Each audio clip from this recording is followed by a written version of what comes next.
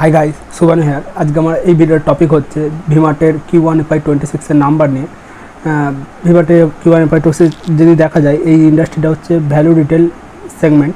এই ইন্ডাস্ট্রিতে মোটামুটি তিনটে মেন প্লেয়ার লিস্টেড আছে। একটা হচ্ছে ভিমার্ট, একটা হচ্ছে বিশাল, একটা হচ্ছে বিশাল, একটা হচ্ছে V2 আর একটা হচ্ছে বাজাজ স্টাইল।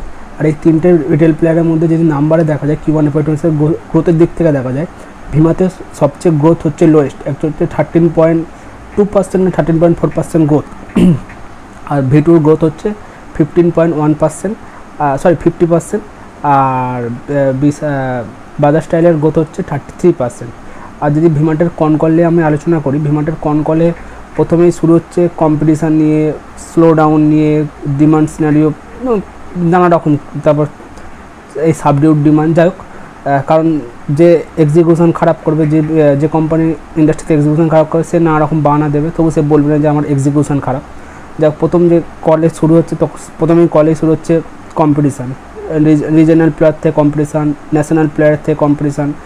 আর ভিটুর কথাও বলেছে যে ভিটুর কাছ থেকেও তারা কম্পিটিশান পাচ্ছে। আর ভিমার্ট যেটা কথাটা বললো যে তার এভরি ইয়ার সে গাইডেন্সে শুধু একটা কথাই বললো যে এভরি ইয়ার 12 to 15% এডি এডিশান হবে। আর স্টোর এডিশান টার্গেট, মানে এই FY25 এর স্টোর এডিশান টার্গেট হচ্ছে 65% নেট স্টোর এডিশান। তারা কনফারেন্সে 65 নেট স্টোর এডিশান করে দেবে। আর এসএসজি টার্গেট হচ্ছে mid to high single digit SSG target আছে। আর যদি ভিমার্টের রেজাল্টের কথা বলি, ভিমার্টের রেজাল্টের সবচেয়ে হচ্ছে 1% এসএসজি। ভিমার্টের তিনখানা সেগমেন্ট, একটা হচ্ছে লাইমরোড, একটা হচ্ছে আনলিমিটেড, আর একটা হচ্ছে ভিমার্ট। লাইমরোডটাকে বাদ দিয়ে, কারণ আনলিমিটেড আর ভিমার্ট হচ্ছে মেন দুটো সেগমেন্ট যেখান থেকে বেশিরভাগ, মানে অলমোস্ট টোটাল রেভিনিউটা আসছে। আর ভিমার্টের যে আনলিমিটেড সেগমেন্টটা, সেই আনলিমিটেড সেগমেন্টে এসপি ড্রপ হয়েছে। আর সেটা কনসিয়াসলি করা হয়েছে, কারণ ম্যানেজমেন্ট বলছে যে মানে তার ডিমান্ড এতটাই কম আনলিমিটেডের, সেই ডিমান্ডটা আপ করার জন্য তারা এএসপি কমিয়েছে। এবং তারা এএসপির টার্গেট আছে যে ভিমার্টের আশপাশ এএসপিটা চলে আসবে। আর যে আনলিমিটেড আনলিমিটেড যে গজ মার্জিন, সেটা ভিমার্টের থেকে 5% আপ। সে যদিও অবস্থার কারণ হচ্ছে মেন হচ্ছে যে আনলিমিটেড যে অপারেশন কস্ট, সেটা হচ্ছে ভিমার্টের তুলনায় বেশি। ভিমার্টের যে স্টোর বা ভিমার্টের যে সেগমেন্ট, সেই তুলনায় অপারেশনাল কস্টটা বেশি। এবং ম্যানেজমেন্টের যে টার্গেট হচ্ছে আনলিমিটেডের যে এএসপি, সেটা ভিমার্টের কাছাকাছি নিয়ে আসে। তার মানে এর একটা সবচেয়ে বড়, তাহলে এর থেকে আমরা সিগন্যালটা পাচ্ছি কি আনলিমিটেডের যে মার্জিন, সেটা এফেক্টেড হবে, পরিষ্কার কথা।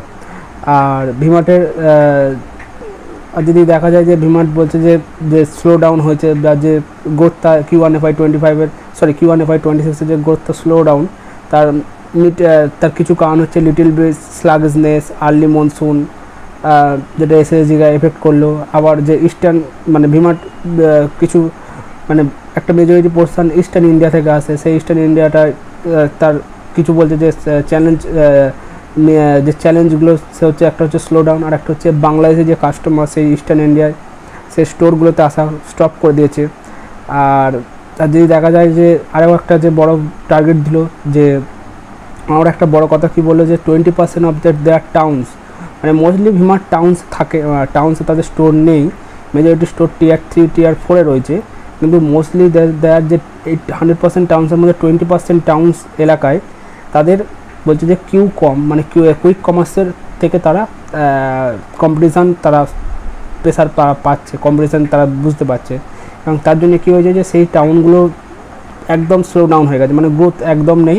আর কিছু কিছু টাউন তো ডিগ্রোথ পর্যন্ত করছে ইয়ার অন ইয়ার। এটা একটা নেগেটিভ একটা আর একটা সবচেয়ে বড় বিষয় কী হচ্ছে, এক্সিকিউশন ইন্ডাস্ট্রিতে সবচেয়ে খারাপ, 13%। আর লাস্ট 5-6টা কোয়ার্টার ধরে ইন্ডাস্ট্রিতে এই সবচেয়ে বাজে এক্সিকিউশন করে আসছে। আরে বাহানা অনেক রকম দিচ্ছে, আর সে নানা রকম এই বাহানা সেই বাহানা, মানে কলেই বোঝা গেল যে কত রকম বাহানা দিয়েছে।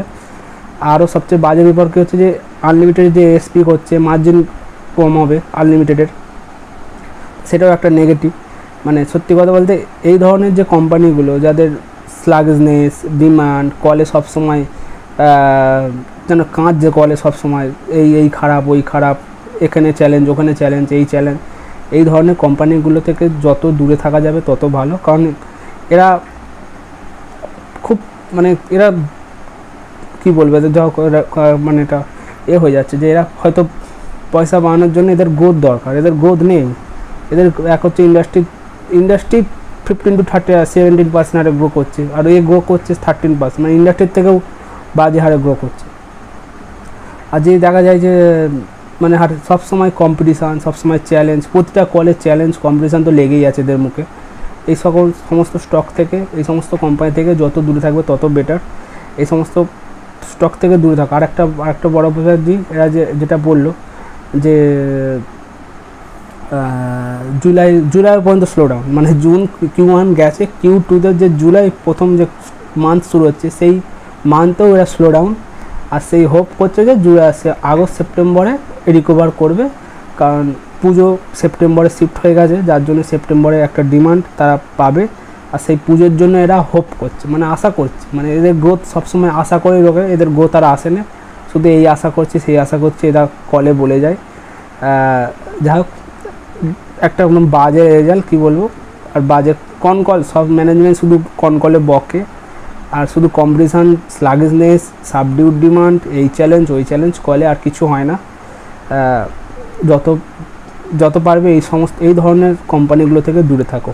ওকে, বাই, গুড নাইট।